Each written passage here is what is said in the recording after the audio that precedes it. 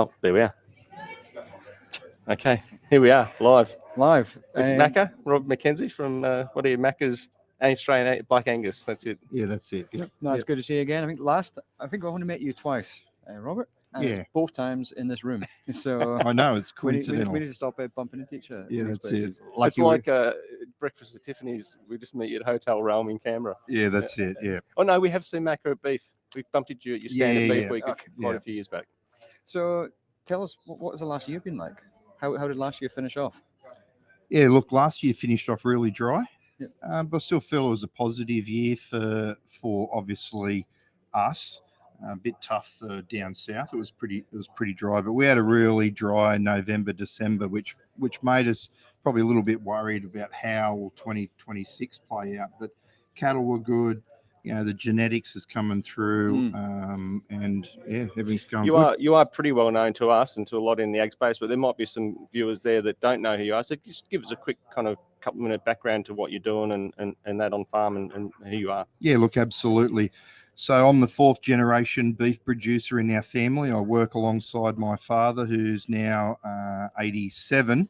And he's active every day, but also our operation is supported by my two sons, James and Jack, heavily involved in the business now, which is great. And I think our concession planning is definitely on track. So family operation located on the east coast of New South Wales in that Gloucester, New England area. Also, we've got a home block in Port Stephens, 1,000 acres, so we live in a pretty good part of the world. We're running 3,500 commercial Angus cows, and we've built up a 600 head stud operation that supports our operation. And we're in our probably 7th year of a paddock to plate. So Nice. We're going all the way from paddock to plate. That hasn't been easy. It's had a lot of hurdles, whether it's tariffs or suspensions.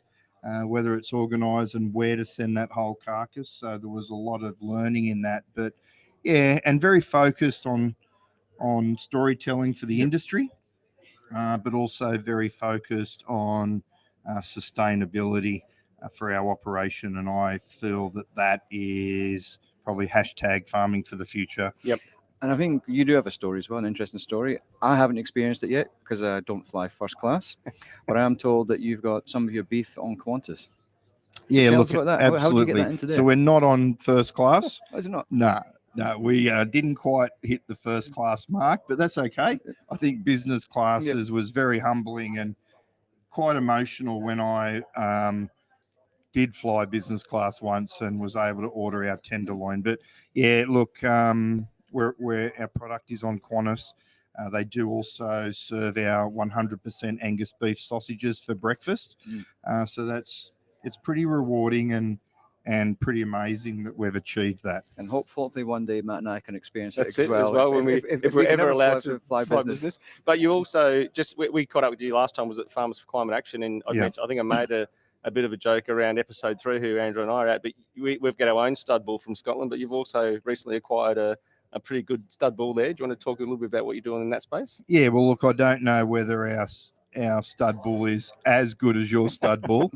But look, a part of our sustainability journey is not only, sequester carbon, making that animal more productive on farm. It's a big focus on genetics. So maternal instincts, phenotype, shorter gestation, faster weight growth, fertility is paramount. But feed conversion is something that's very important for us. So we bought a bull out of Scotland. We haven't brought him back to Australia. He's now in England in a semen collection centre. But that bull was number 1 in the world for feed efficiency. For our operation, we have to get smarter and be able to feed animals for less, and also help us run more animals per hectare. That's our focus, and that's why we've gone down that path. So focus on eating quality, obviously high marbling animals, but also feed efficiency. Because you look how many animals are now in the feedlot system, it's a lot. And if we can feed them for 5% less, it's a game changer for our industry. So that bull was definitely a take home. And it's really interesting because there's a lot of talk today about sustainability. Later on, you'll be talking about sustainability. Yeah. And for some people in agriculture, it can be a dirty word, sustainability or climate change. But you've taken a sort of a very pragmatic approach that it's not really about sustainability is almost like an add-on bonus effect of becoming more efficient. If you're producing more kilos of meat per hectare, you're emitting less per kilo of meat. So what's your message to farmers out there who think, sustainability is just some woke agenda, woke agenda, Yeah. as we hear quite often? Yeah. Look, that's a really good question. So I feel that our industry still isn't getting the positive, word out there. We're here, we're talking about it. Obviously, this podcast helps, and podcasts are helping, but we really are stuck in getting that positive word out there. For us as a family, we saw that it is a license to produce in the future. Yep. Because as countries, look at the EU now, deforestation, there's countries that are going to want us to be more sustainable. But on that value, we've seen our weaners 40 kilos heavier. Okay, that's not just because we become sustainable; it's because we've got healthier pasture, and our pasture is healthier because we're sequestering carbon that's feeding micro and bioorganisms, holding more moisture. For carbon helps you hold more moisture. Focusing on genetics, which is a part of that sustainability. So all of those things are helping us, I suppose, become better. But what we've also found is, our properties have increased in value, which is important. So if you want to grow, you've got to appease to the bank. So we've had the bank come out and they've looked at it. Wow, grass cover's great, cattle are healthy, pasture. So there's so many 1%ers that's helped us. Little small low-hanging fruit that you can grab. Yeah, that's it. And it is actually translating to productivity in terms of your carving, or your weight gain and all that as well, right? Just it starts at the soil, but it's all through the whole process. Yeah. Well, never before have we baled so much silage and hay. So we're finding that we're running more cattle. We're finding that we've got excess feed, obviously, and we're using that and putting that into silage and hay. So look, it's not a dirty word. It can be a positive for your operation. But what I do feel is our staff are more happier. Okay, and that's a key in an environment trying to get people. They want to go on this ride, but for that concession planning, my kids, are now involved in the business. They probably have aspirations that their kids are in the business, so they want the business to look really good and run well. Yep. So. Yeah, it's a lot to unwind. Everybody wants to work in a good environment.